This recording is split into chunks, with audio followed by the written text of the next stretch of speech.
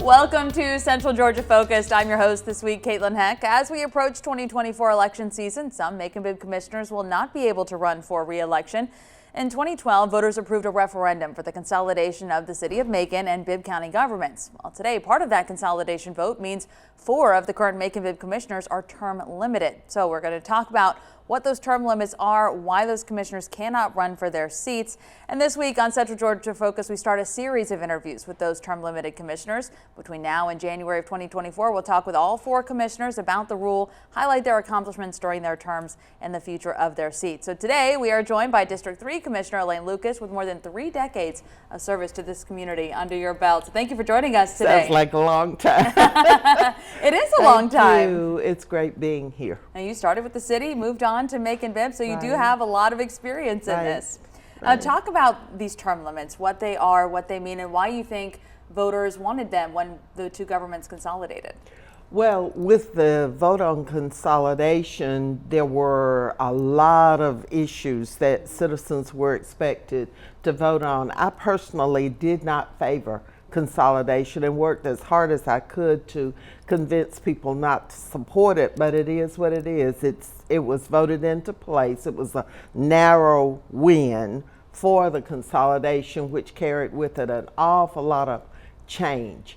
And what happened with it is not only were citizens voting for consolidation, the concept, but they were also voting for nonpartisan elections, going from partisan to nonpartisan. They were also voting on voting districts, certain areas of the city and county, which were merged. They were voting on those on approval for those districts. They were also voting on a new date for the elections. It was moved from what was normally happening in the summer, late summer, fall, to a May voting date. And so there were a lot of things, and the biggie was the term limits. And the mayor can only serve 2 consecutive terms under consolidation, and commissioners, the other 9 commissioners, could only serve 3 terms. And so what do you think the difference this will make moving forward with commission having that turnover?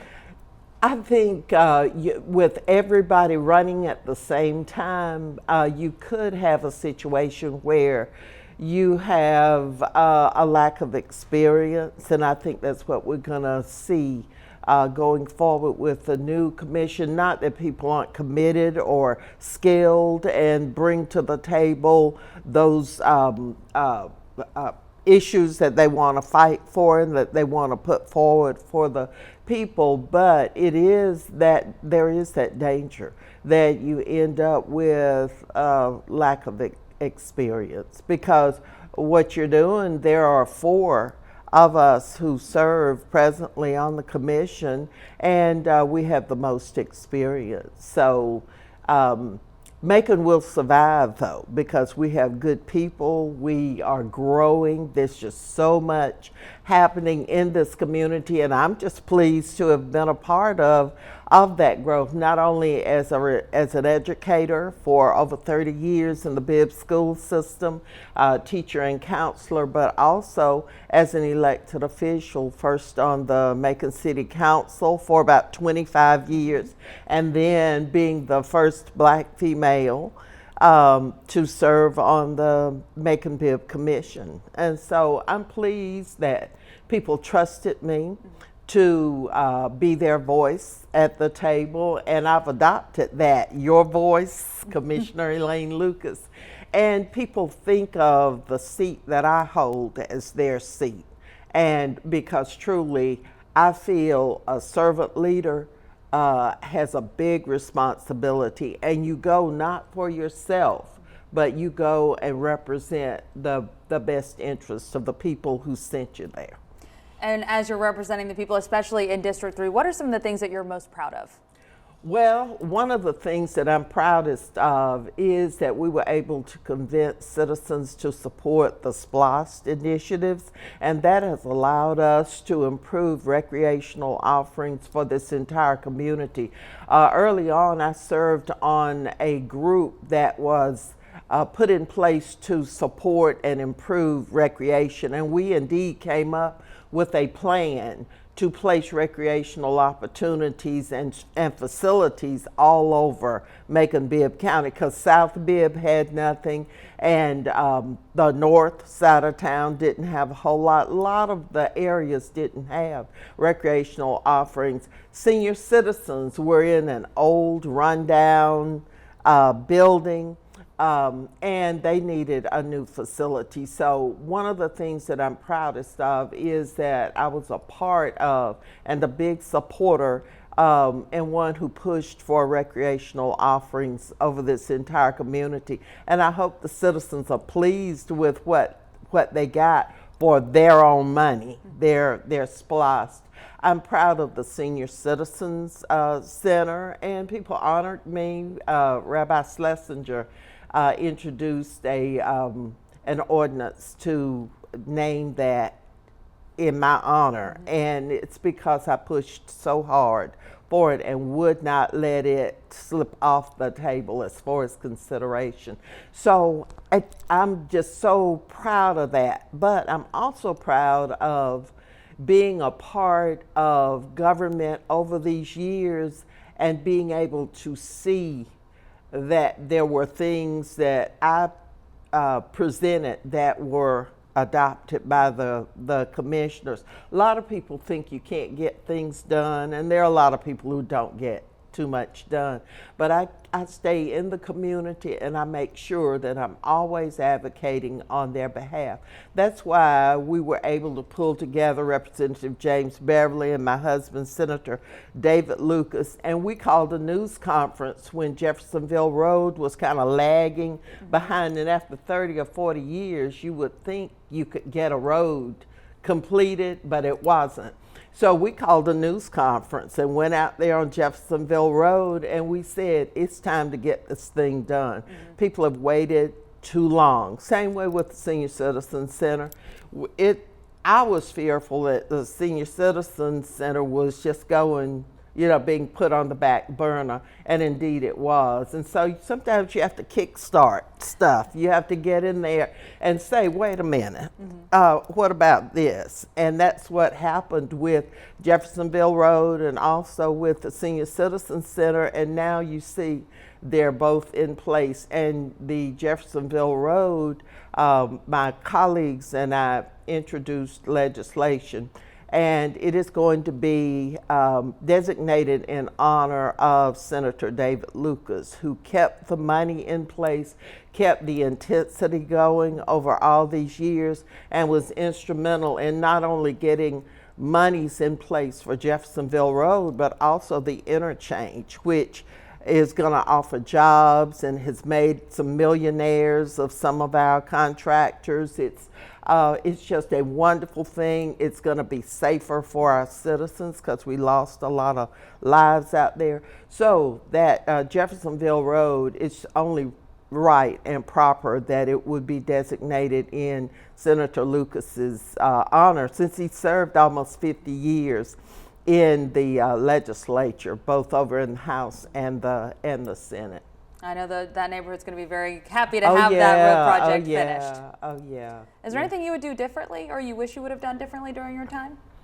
I can't think of any. With representation, you have to have your ear to the ground. You have to know what people are thinking. And I've gained a keen sense of what people need because I listen to them and will continue to do that, to listen to them and be an advocate for them even out of office. And so I think maybe once or twice there might have been a fight that I might not have wanted to get into, but coming out of it, you learn that there are a lot of different ways of handling things, and you also learn that sometimes it's worth the fight. it is just absolutely worth the fight. And so, no, I don't regret. As a matter of fact, I am very proud of the years of service. But the one thing I'm most proud of is that more citizens have felt like they had a voice. And when people call, they want you to handle their problem, whether it's a dead deer in the ditch, or it's a hole in their street, or they want to see the police patrolling more. Whatever it is, it's important to them. And so I'm just proud of being an activist. I am a Democrat. I am very proud of that. I support other Democrats who have the best interests of this community at heart, and I'll be out there on the campaign trail in or out of office. All right, well, we have a lot more to talk about, so I want to make sure we take a quick break. We'll be right back talking to Commissioner Elaine Lucas today.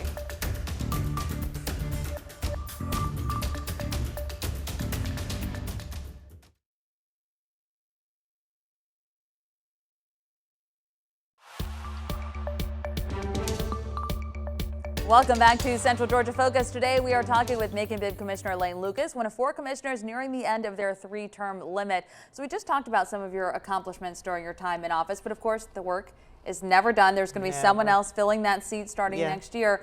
Talk about what you would like to see for District 3. Well, first of all, I'd like to see more people express an interest in running for the seat.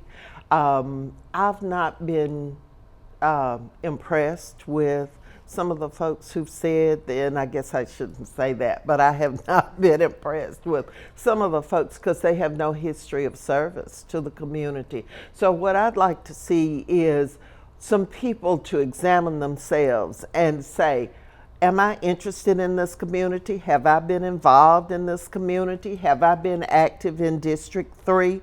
Have I taken on some challenges? Are people just seeing me for the first time or not? And so I'd like to see some more people to jump out there and express an interest in running for District 3. I don't plan to support anybody who doesn't have a history of service to District 3. So there it is. The other thing, I would like to see us continue with the progress with the amphitheater, and I'm just pleased to have voted to support all of these different things. We've got a roads program that's going to be going to take several years to make sure our roads are done and that they become safer. I want to see the Pedestrian Safety Review Board that I introduced and is still in place, been in place about 15 years now, and it's still in operation. It's still working on safety, greater safety for pedestrians in this community, and other communities are patterning their pedestrian safety groups behind Macon's because we were the first one in the state to adopt a Pedestrian Safety Review Board. I'm proud of that. The Martin Luther King Board was introduced by me and others during the Ellis administration years ago. It is still operational, and it pulls together groups that want to further perpetuate the life and works of Dr. King. And so we've got partnerships going with that. I just want to see this community grow, get stronger. I want us to build a new jail. It is something that some of us called for years ago. We wanted to include it in this last SPLOST, but we were kind of outvoted. There were people who supported other projects, and we were able to get a lot done with the SPLOST thanks to the citizens, but we've needed a new jail for a long, long time. I do plan to continue supporting Sheriff David Davis. I think he's done a phenomenal job, and I think we need that experience, especially at this time when we are in the planning stages of a new jail, because it takes you several years to put all those steps in place. So experience counts, maturity counts. Having come through all of those years of service, all of those things count. And so I look forward to that taking place, a brand new structure that where we don't have the possibility of folks breaking out like, previously happened and other kinds of things. There's just a lot of needs in the community, and those are some of the things that I want to see. I want us to continue, especially in District 3, to attract companies. And a lot of people don't know it, or maybe they do, but there are just gobs of companies that are located in District 3.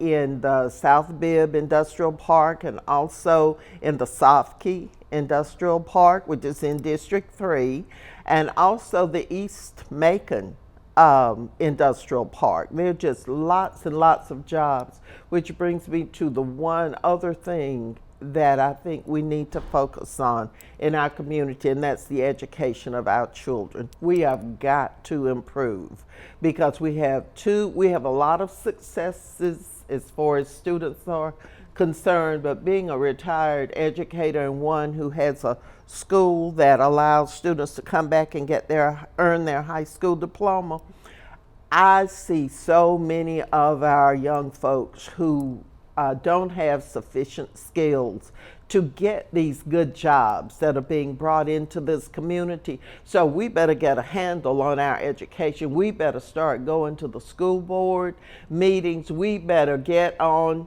those school board members whose job it is to improve and continue the work in educating our children, because we won't have a future if we don't do that. Plus, education provides for our children and for our families a way out of poverty. Poverty rate is way too high in this community. Some people place it at 27%, some as high as 40%. And then health outcomes in this community. I serve on the Board of Health from the commission, and we see some terrible outcomes for a lot of people. Medicaid expansion, which the entire commission approved my resolution asking our legislators to look at Medicaid expansion.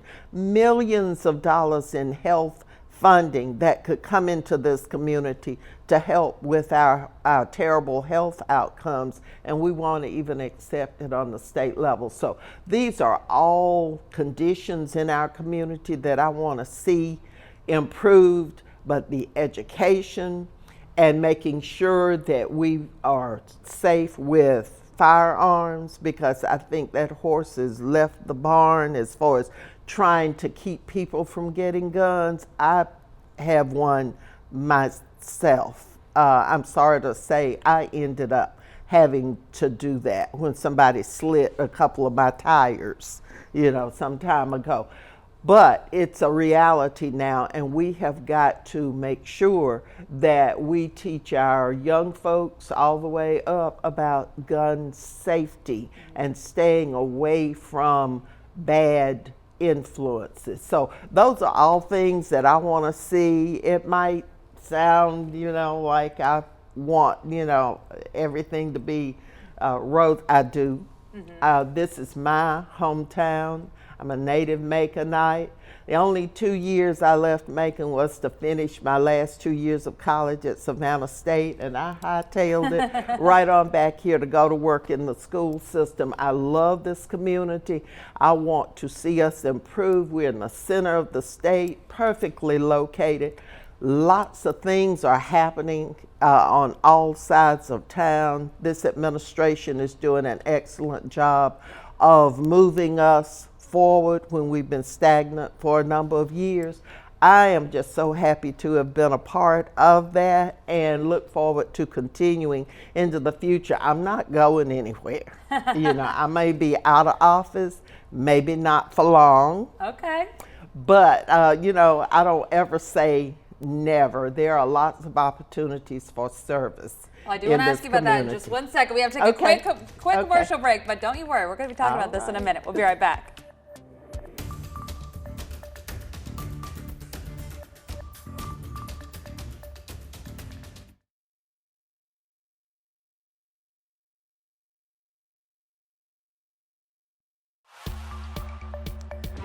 Welcome back to Central Georgia Focus. Today we are talking with Macon-Bibb Commissioner Elaine Lucas. She is term limited, so she will not be able to run in this next election in 2024, but you said you're not going anywhere. What does that mean? I certainly am not going anywhere. There's too much to do. I don't ever plan to retire. There's just a lot to do as far as educating our young people, as far as letting people know about job opportunities and getting folks ready to go to work, because when they go to work, they're able to take care of themselves and their family. And to me, that's the best medicine for crime prevention, is when you educate someone and you make sure they have a job where they can take care of themselves, and then they won't feel the need to go with a group that's a negative influence or to do something that's illegal.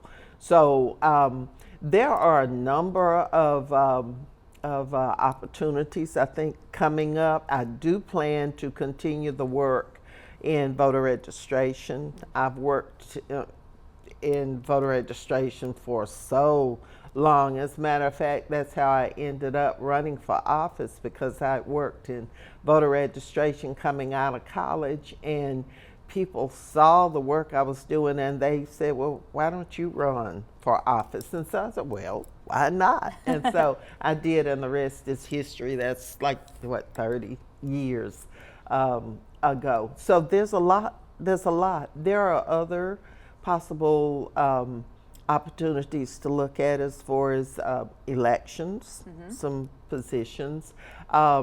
That is not my main concern. My main concern is being an advocate, continuing to be an advocate for folks who have to depend on the bus, the transit authority, for their transportation. That's an interest of mine. I also want to make sure that health care is maximized in this community. We've got a lot of things going on. Just like there's a national crisis in maternal mortality, where black moms are dying in childbirth, which is sinful, really. And there should not be a disparity. Nobody should die in childbirth, but there's a disparity between black and white folks who are having babies. So why is that? There are just so many things that to work on in the community, until I just don't know how people can say there's nothing to do. So they need to come talk to me. I'll tell them some things that they can do. Community service, working with the homeless. There's just so many things, and I'll be out there doing those things. Now, with these term limits, you are allowed to run again in 4 years for District 3 or wherever you live. Is that on the plan? Well, maybe. We'll see what our representation looks like. We don't know who will be elected to serve, but they need to be folks who are not afraid, people who are willing to be true advocates, because some of the districts have to work harder to get services provided than some others, and that's wrong. So you have to be, in District 3 and 1 or 2 others, you have to be a strong advocate, and you have to know what you're talking about. You have to be prepared. You have to read your material. You have to know what you can and cannot do, and also be willing to compromise on some things so that you get some of what you'd like to do. Before I leave the commission, I want to get finished all of the different projects that I've got on the table now. That's paving and other kinds of things. And once those are done, I'll be happy. And well, thank you, Commissioner Lucas, for being here. I'm sorry we got in the show. Thank you for watching Central Georgia Focus, though. Thank you.